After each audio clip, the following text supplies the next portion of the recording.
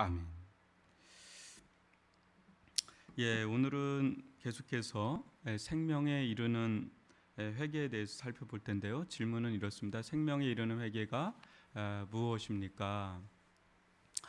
이에 대한 답변은 생명에 이르는 회개는 구원의 은혜이며 이를 통해 죄인이 자신의 죄를 철저히 깨닫고 그리스도 안에 있는 하나님의 자비를 이해함으로 자신의 죄에 대해서 슬퍼하고 미워한 그 죄에서 떠나 하나님께로 돌아서서 새로운 순종을 최고의 목적으로 삼고 노력하는 것입니다. 이렇게 87번째 문답이 나와 있어요. 오늘은 생명에 이르는 회개 두 번째 시간을 좀 가지려고 하는데요. 보시면 자신의 죄를 깨달으면서 할례받지 않은 심령에 칼을 그어서 그 심령이 이제 낮아진다. 우리가 평상시에는 자신의 죄를 깨닫지 못하다가 하나님의 말씀을 우리가 듣고 또 성령께서 역사하실 때 우리의 이제 할례받지 않은 심령, 거듭나지 않은 변화되지 않은 심령에 이 칼이 이제 그어지는 것 같은 그런 작용을 하죠. 그때 그 심령이 이제 낮아지게 되는 거예요. 그때 그 심령이 이제 가난해지고 겸비되어지고 낮아지게 되고, 이때 칼에 베인 마음은 마치 바위가 산산조각 나듯이 통해하는 심령을 가지게 된다. 한번 저를 봐주시면요. 우리가 이제 거짓 회개에 대해서도 이제 살펴봤지만 바로만 해도 하나님께서 이적과 기적을 많이 보여주시면서 무참히 깨뜨렸죠. 그 나라를 깨뜨리고 수많은 사람들의 생명이 잃어져가는 그런 가운데 있는 바로는 굉장히 마음이 완악한 거죠. 완고하다, 완악하다. 저쯤 되면 이제 낮아지고 깨지고 부서져서 두 손 두 발 다 들고 나올 법한데 이제 그러지를 못하죠.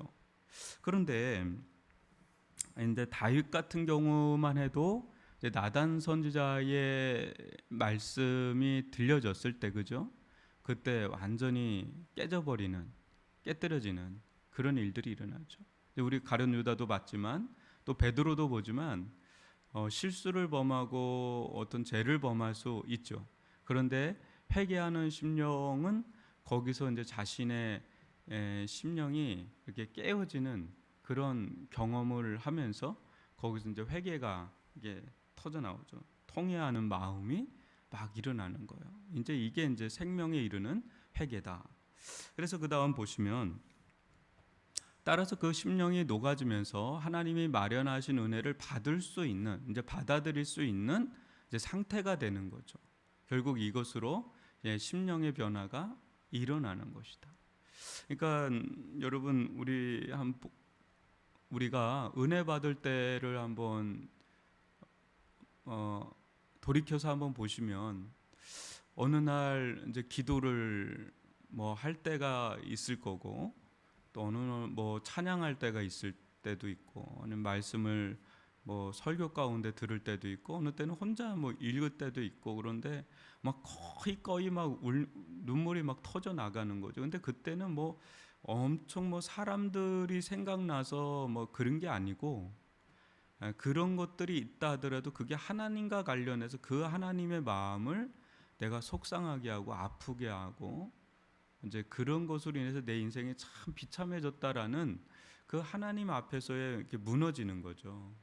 근데 이게 하나님 앞에서 이게 무너지는 게 굉장히 좋은 거죠.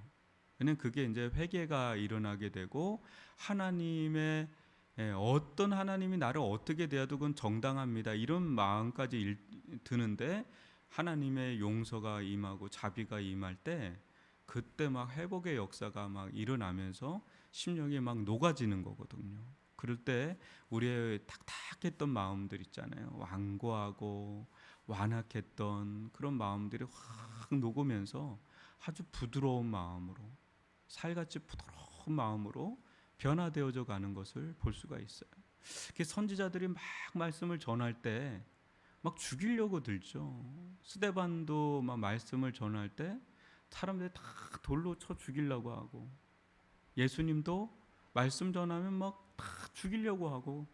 근데 거기서 이제 깨지는 사람들이 더러 있잖아요, 그죠? 세리와 창기들이나 뭐 몇몇 사람들은 또 깨져, 많지는 않아요. 근데 막 깨져요. 근데 그런 사람들이 이제 은혜의 자리로 돌아오게 되죠. 1세기 때 오순절 때는 뭐 강력하게 뭐 그 성령께서 역사할 때 형제들아 어찌할꼬 하면서 막 그냥 막 울부짖는 장면들이 나오면서 부흥으로 이루어져가는, 그러니까 모든 부흥의 역사 가운데는 생명에 이르는 회개가 회복됐다, 이제 살아났다, 그런 일들이 일어나죠. 그래서 그리고 나서 그리스도 안에 있는 하나님의 자비를 이제 깨닫는 것이죠. 그러니까 이 얘기를 우리는 뭐 많이 알죠. 근데 여러분 어떻게 했어요?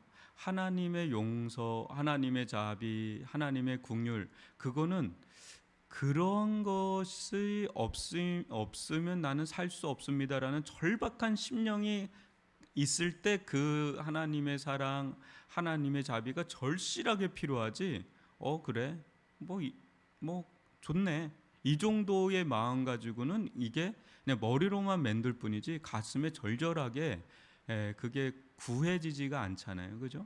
그러니까 심령이 이렇게 가난해져서 하나님께 막 회개, 이게 하나님의 자비가 아니면 난 살 수 없습니다, 이런 절실한 마음이 들 때 이제 그게 머리로만 맴도는 게 아니라 너무 절실한 거예요. 하나님의 용서, 하나님의 자비하심, 하나님의 긍휼하심.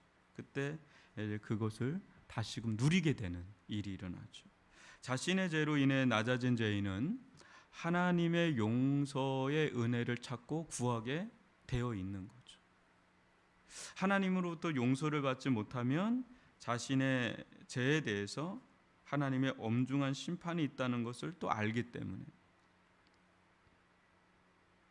이렇게 하나님의 은혜를 구할 때 성령을 통해서 그리스도 안에 하나님이 죄의 용서를 마련하신 것을 이제 알게 되는 거죠. 그래서 죄인은 그리스도 안에 있는 하나님의 자비를 깨닫게 되고 그리스도께 가는 겁니다. 진정한 회개는 진정한 믿음과 그래서 연결되어 있는 거죠. 그래서 여러분 갈라디아서 3장 22절로 24절을 보면, 그러나 성경이 모든 것을 제 아래에 가두었으니 이는 예수 그리스도를 믿음으로 말미암는 약속을 믿는 자들에게 주려함이라. 믿음이 오기 전에 우리는 율법 아래 매인 바 되고 계시될 믿음의 때까지 갇혔느니라. 이같이 율법이 우리를 그리스도께로 인도하는 초등교사가 되어 우리로 하여금 믿음으로 말미암아 의롭다함을 얻게 하려 함이라. 이게 무슨 말이냐면 율법의 역할은 초등교사와 같은 역할을 한다는 거죠. 그러나 우리가 거까지 그리스도께로 인도하는 초등교사 역할을 한다는 거예요. 율법이 무슨 말이냐면, 율법이 예수께로 인도한다 그럴 때 그냥 인도하는 게 아니라 자신의 죄인됨을, 율법은 막 우리의 죄인됨을 막 깨닫게 하거든요. 그러니까 그렇게 깨닫게 됐을 때 우리는 너무 절망할 수밖에 없고 낙심할 수밖에 없고 정죄감과 죄의식과 그런 가운데 무너질 수밖에 없거든요. 이제 그런 우리들을 구원할 수 있는 길은 뭘까? 그런 예수밖에는 없는 거예요. 거기서 이제 깨진 사람들이 그런 거예요. 이제 깨뜨려진 사람들은 이제 예수밖에 바라볼 뿐이 없는 거예요. 왜냐, 나는 너무 정말 길이 없는 거죠. 한마디로 나는 죄인이고 나는 죄인이로소이다. 하나님의 저주와 심판밖에 없다. 나에게 기다리고 있는 것은. 근데 절박해지는 거죠. 절실해지는 거죠. 그런 가운데 길이 하나가 있는데 그거는 오직 예수밖에 없다. 이제 그렇게 역할을 한다는 거예요. 그래서 몽학 선생이라고도 부르고 초등교사라고도 이제 부르는 거죠. 그래서 율법이 무조건 나쁜 거는 아닙니다. 율법주의가 더 위험한 거고, 율법 자체는 거룩하고 선하고 신령한 거예요. 근데 우리를 구원해 줄 수는 없어요. 율법 자체가. 율법은 우리에게 두 가지를 해요. 하나는 죄인됨을 깨닫게 하고 거듭난 사람들에게 삶의 지침이 돼요. 이제 구원의 길이 아니라 삶의 지침. 그런 것으로서 율법은 역할을 하는데, 첫 번째, 우리로 하여금 죄인됨을 철저하게 깨닫게 하는 거죠. 그래서 우리가 하나님의 말씀 앞에 서면 자랑할 것이 없고, 또 하나님 말씀 앞에 서면 우리의 어두움이 드러나죠. 그러면서 우리의 심령이 그냥 가난해질 수밖에 없어요. 그냥 우리는 아무것도 아니다라는 이제 그런 가운데 우리가 살 길을 찾게 되는데, 그것이 이제 복음, 율법이 아닌 이제 복음, 이 복음에 제시된 구원의 길을 이제 사모하게 되고 갈망하게 되고 거길로 달려 나가게 되니까, 그러니까 율법의 역할과 복음의 역할이 있는 거죠. 여러분, 생명에 이르는 회개, 이것은 초신자 때, 그죠? 우리가 처음 예수님 믿을 때만 그런 것이 아니라 우리가 하나님 나라에 가기까지 거룩의 길, 성화의 길을 가는 데 있어서 늘 살아있는 회개예요. 가장 우리들 가운데 살아있는 영성의 가장 첫 번째, 그것이 바로 생명에 이르는 회개. 하나님 말씀 앞에서 늘 자신을 조명해보고 그 말씀 앞에 드러난 자신의 죄와 허물을 보면서 내가 얼마나 죄인인지, 이런 죄인을 또 구원하신 예수 그리스도의 은혜가 더 감격스럽게 다가오고, 사도 바울은 이 영성을 끝까지 유지를 한 자죠.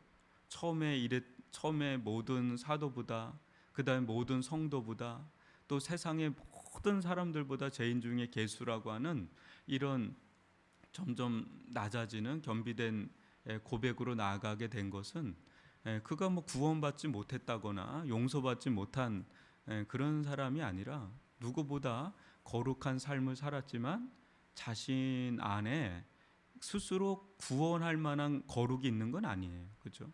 더 자신의 죄인됨을 주님의 은혜 가운데 깨닫는 거죠. 그런 가운데 정말 솜털 같은 하나의 죄도 얼마나 이게 하나님 앞에 큰 죄인지를 늘 깨우쳤기 때문에 겸비돼서 그 속에서 늘 그 부분을 드러내고 또 회개하는 삶. 그러니까 구원파는 어떤 거예요? 한 번 구원받으면 영원한 구원이다. 회개고 뭐고 없다. 그냥 뭐 언제든지 하나님은 우리의 죄를 용서하시니까. 그거는 반쪽 복음이죠.